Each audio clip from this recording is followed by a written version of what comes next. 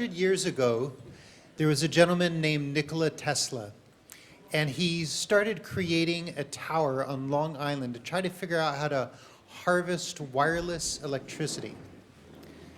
A couple months ago, my brother sends me this viral YouTube video, and I encounter this guy named Max Loughan. Max is 13 years old in this video, and a news agency had just done a job on him. They had just done a story about him. And he had also just invented a new kind of wireless energy harvester. I got on the phone with Max and realized that I'm speaking to one of the great scientific minds of our future and instructors. A scientific instructor at the age of 13, our youngest ever Nexus presenter. Welcome, Max Loughan.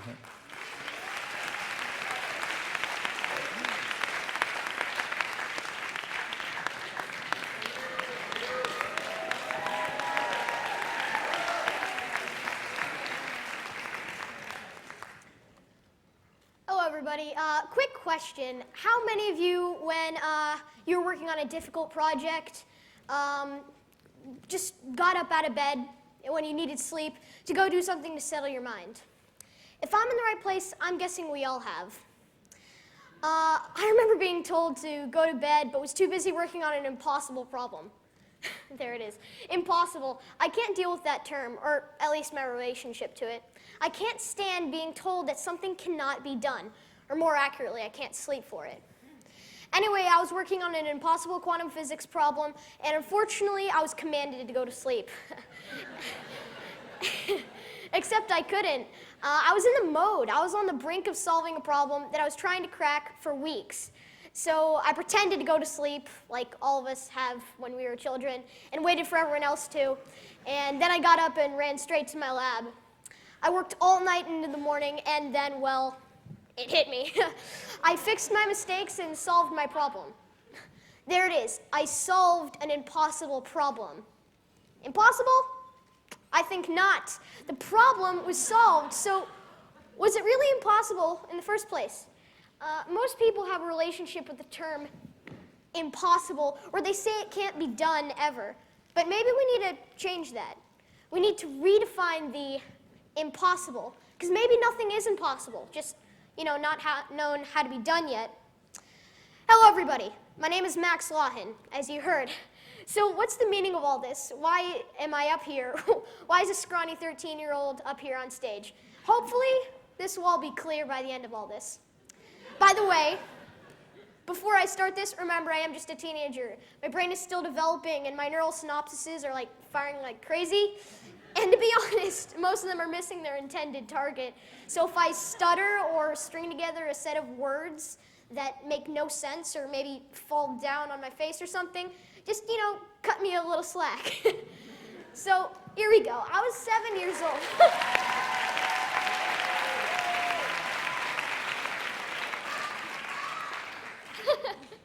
Thank you. So I was 7 years old when I watched the Back to the Future trilogy for the first time. I got a visual representation of what people thought the future would be like. And I know this already. I'm guessing a lot of people here are Back to the Future fans. Am I right?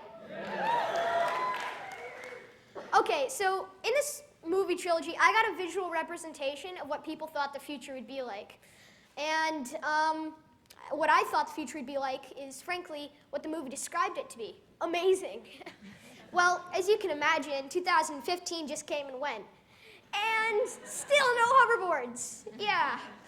And the closest thing we have today is a balancing Segway that catches on fire and blows up. Definitely not fair. We were all hoping we could zip around in flying cars, but instead, we have electric cars. Which, by the way, have been around since 1828, so, not new at all. So, what's the problem here? Are we not creative enough? Maybe we're not trying hard enough. Unfortunately, most of us were all just waiting. That's it. That's our big problem. We were waiting Instead of reaching for that future and trying to create it, it seems that we're waiting for it to be served to us on a silver platter. Well, sorry, that's not good enough for me. So throughout my life, I spent every day I could trying to invent the future that we all imagined. I looked at many of the problems we have today in this world, designed, made, tested, all the solutions I could come up with. In my, well, boiler room turned laboratory. I'll just say I have limited resources. Instead of playing video games and watching TV, I was inventing new technology that I believe could change people's lives.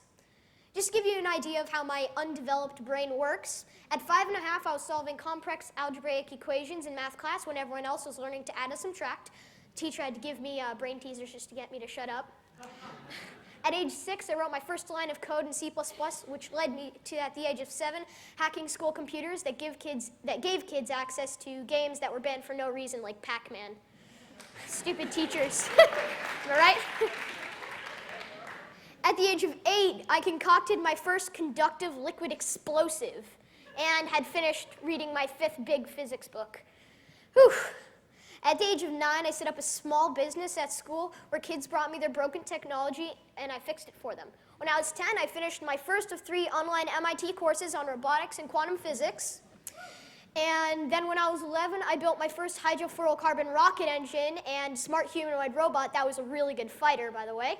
And I also invented a new type of neural cranial transmitter that could detect emotions, as a matter of fact. Scares me a little bit.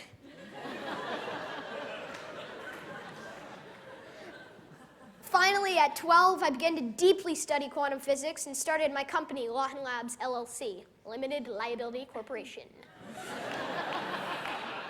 I mean, you know, because I actually couldn't get any lawsuits at my age. Also, I went to my first school dance. Turns out girls my age don't fancy nerdy physicists and inventors. Now I know. My bad. Now, here I am at 13, one of the youngest technology company CEOs in history, I'm told, working on a machine that will monitor quantum mechanics with an eye on someday building a quantum computer when I get my hands on the necessary materials, of course. Also, if you're any of the 7 million viewers that have seen me on social media, you know that I have invented a device that extracts electromagnetic energy from all around us and transfers it into electrical. And that also got the attention of Anonymous, who posted, "We should clone this kid," on their Facebook page. I'm a little bit paranoid from it. Too much for a shy 13-year-old such as myself to handle, I fear. So, as you can imagine, I obviously didn't have many friends. How else would I have all this time? But hopefully, hopefully that'll change now that I'm here at Nexus. Woo.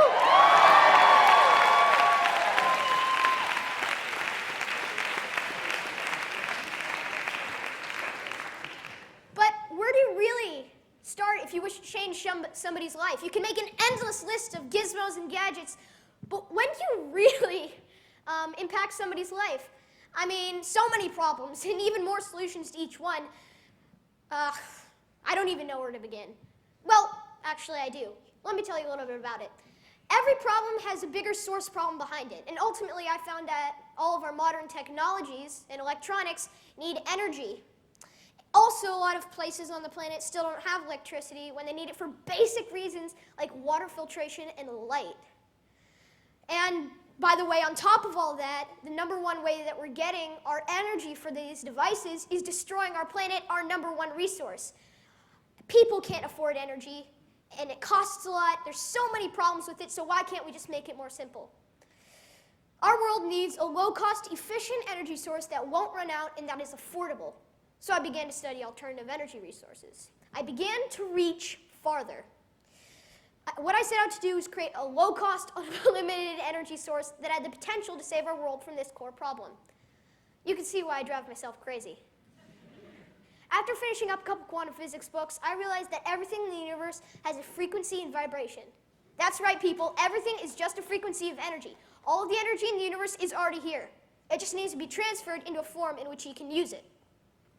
After further research around quantum physics and mechanics, I discovered that we can receive waste energy in the form of electromagnetism. So I got straight to work. Of course. After 47 hours of straight working, I had finished the device. I had finished creating a device that takes wasted electromagnetic energy from all around us and converts it into electrical. Here's how it works. You collect the energy on one side of the device, where it's then amplified, then polarized. The energy is then integrated into opposite polar semiconductors, where you put a coil around between and on each side of the electromagnetic module and collect the energy. Voila! Free energy.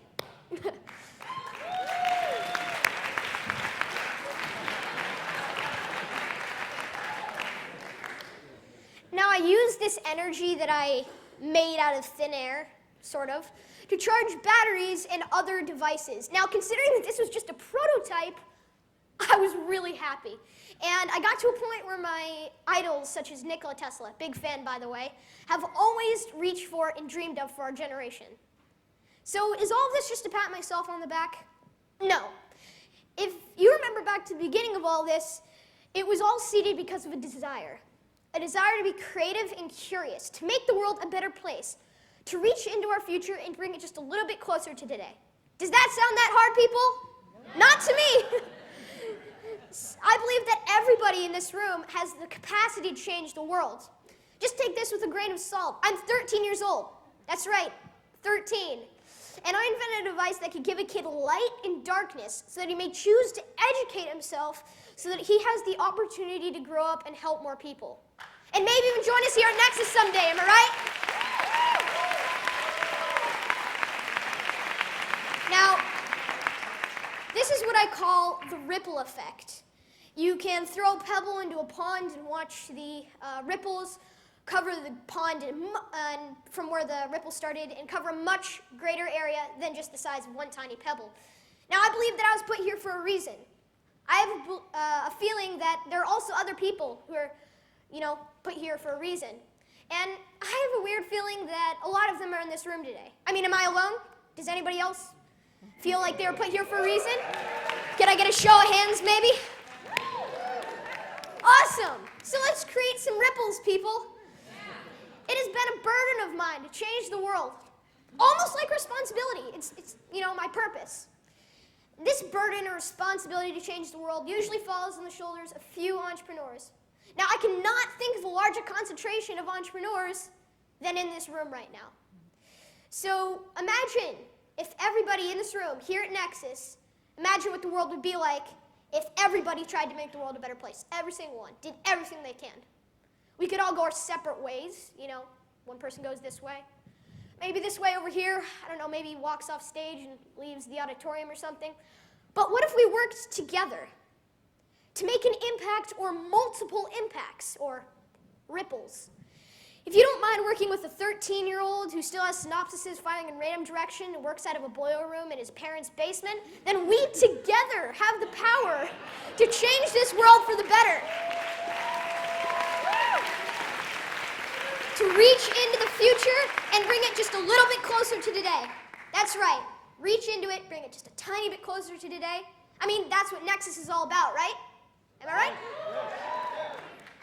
So if you can take anything away from this talk, to wrap up any questions or loose ends, take away this. I'm 13 years old, and I've started my journey to make a positive impact on this world. Now, if a scrawny 13-year-old such as myself can stand up on stage and try and make an impact, then why can't we all together and watch how far the ripples we created at Nexus travel? Thank you, I'm Maxwell Loughan.